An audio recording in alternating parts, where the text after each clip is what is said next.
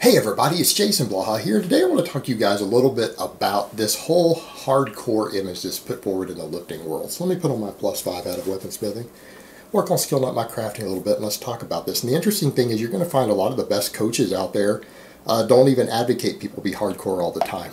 And most of the champions in the world don't go hardcore all the time, or they end up retiring early, being hurt, everything else. Or permanently injured from what they do. It's not necessarily the best way to do things.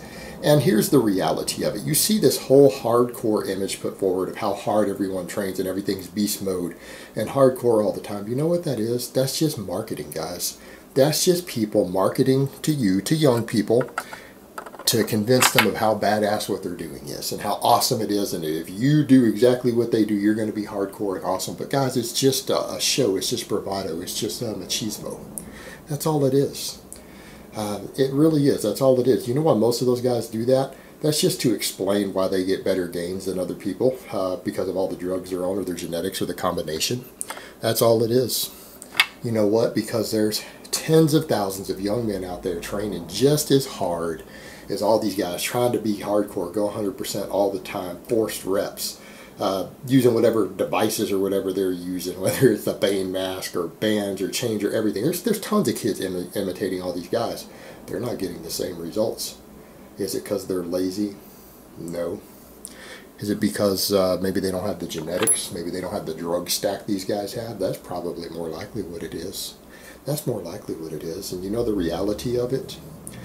Hardcore training isn't even necessary for most people to reach their goals. What people think of as hardcore, it's just about consistent hard work, putting in the work, putting in the time, consistently, month after month, year after year, managing your fatigue, managing your recovery. That's all it is. In fact, I was reminded of this again the other day.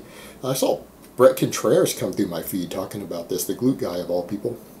And he was saying, yeah, this whole hardcore thing, it's not based on reality, that the promotion of all this hardcore training and everything, you guys are probably going to do a drinking game now. Every time Jason says the word hardcore, we take a shot and see if we're dead by the end of this video or passed out drunk. So I'm going to quit using that. So you guys can end your drinking game now. I know how you guys are. People love to do that lately, if I repeat the word over and over.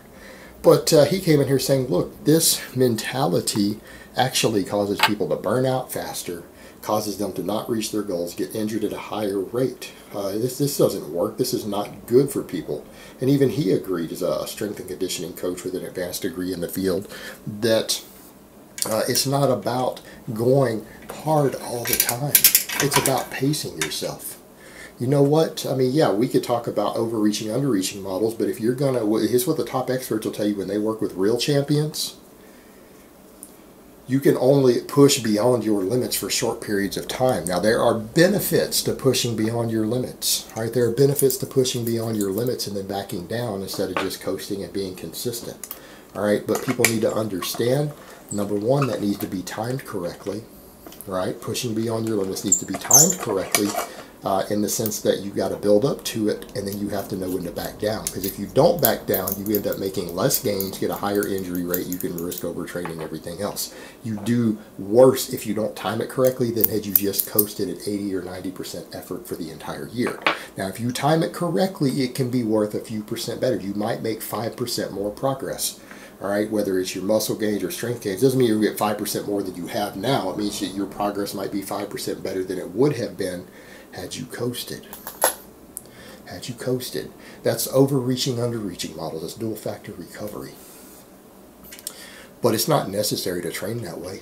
In fact, if you're not going to be competitive in something, it's probably not even the best idea to train that way. Why?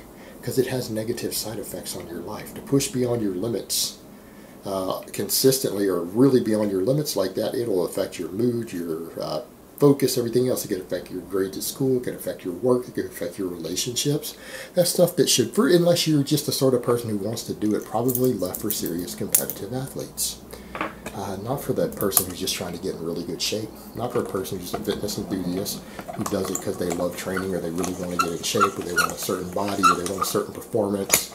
You know, people who aren't going to be competing in a competitive environment, and you know, in the arena. All right, they don't have to train that way. they can just coast and put in 80 to 90% effort year round, week after week, month after month, and do it for enough years and they'll get there. This whole overreaching thing needs to be planned. It needs to be timed accordingly. You really need to know what you're doing to pull it off correctly. And that's even for the best champions in the world. But here's the thing. Most people out there who are lifting to get in shape, even most people who watch fitness YouTube, you're not training to be champions in anything. Some of you are. Most of you aren't. You would be better off just putting in the consistent work all the time.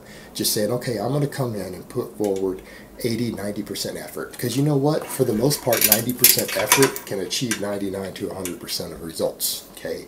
There's been different studies looking at rate of perceived exertion 9 versus 10.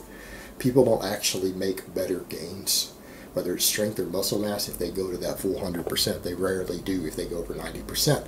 Not really any discernible difference other than higher injury rates. The only case is when you do that with an overreaching model, and then you back down. So you have periods of extreme training where then you back it down for a week or two and you go way below. So you balance it back out in the end. It's still not 100% all the time. Yet, you know, people are being taught this, that they need to do all this different stuff. You're hearing people talk about promoting stuff and calling it overtraining. You see people talking about overload training. All these different terms, these are marketing terms. These are buzzwords. These are buzzwords being used to convince people that this might be superior or better, and if they just do this, it's going to be harder work and they're going to get better results. And people don't understand. There are a lot of old timers in the game. We come in, guys. I've been doing this a long time myself. A lot of people in my comments, some of the other older guys on YouTube will tell you that's not necessary. All that does is burn you out. This is about lifestyle. This is about the long term. It's about putting in the work year after year without getting hurt and without burning out. Because here's the thing, guys. If you burn out a year or two into what you're doing, or you get a major injury, are you going to still be consistent the following year after that? Probably not. Look how many people come in and they go 100% for a few months or a year, and they live all about this fitness and they get hurt. And I've seen people who do this. I have friends who do this. Then they get hurt, and then they quit for a year, then they come back. And a lot of them go on drugs immediately because they want to be as hardcore as possible. They come in, start training 2 hours a day, go back on drugs, make really good gains for a few months, then they get hurt again. Or they get burned out, then they quit. And then they take 3 or 4 months off, then come back and do the same thing again. I mean, I've seen people who I know personally who do this, and they're not bad people, but they get caught up in this mentality. And that's not how you get results. Not how you get results. That's not how you play the long game, guys, because training and fitness, as you hear people say all the time, older guys say, it's a marathon, not a sprint. Or you look at the story of the tortoise and the hare. Tortoise won the race in the end because he was consistent and worked towards a goal and paced himself at a reasonable pace, and he eventually got there.